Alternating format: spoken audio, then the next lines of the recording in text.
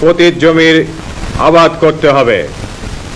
নিড়ানের সুবন্দোবস্ত করতে হবে। ফসল কাটার সময় কমিয়ে আনতে হবে। হাজা মজা পুকুরের সংস্কার করে মাছের চাষ বাড়াতে হবে। আমার কথা যে গ্রাম বাংলার হাজার হাজার মানুষ ইতিমধ্যে নেমে এসেছেন মজা নদীর সংস্কার করতে, খাল নালা কেটে পানি ধরে রাখতে। তাদের সাথে যোগ দিয়েছেন তরুণরা, মুক্তিযোদ্ধারা, সরকারি কর্মচারীরা, মা বোনেরা। এই উচ্ছল সারের বিলি বন্টন এবং কৃষি ঋণ ব্যবস্থাও সহজতর হতে হবে।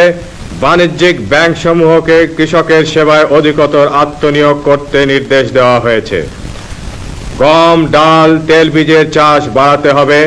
খাদ্যে স্বয়ংসম্পূর্ণতা অর্জনের লক্ষ্য সামনে রেখে সবাইকে কাজ করে যেতে হবে।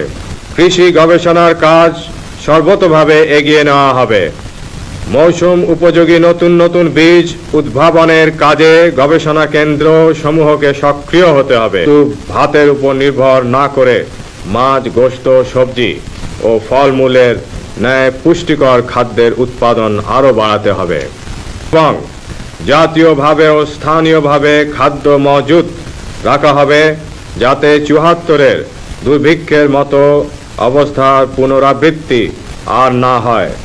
সরকারিভাবে ন্যায্য দামে ধান চাল কেনার ব্যবস্থা আরও ব্যাপক, সহজ ও শক্তিশালী করা হবে। পাট চাষিরা যাতে ন্যায্য মূল্যে পাট বিক্রি করতে পারেন এবং সাথে সাথে মূল্য পেয়ে যান, তার ব্যবস্থা নিতে হবে।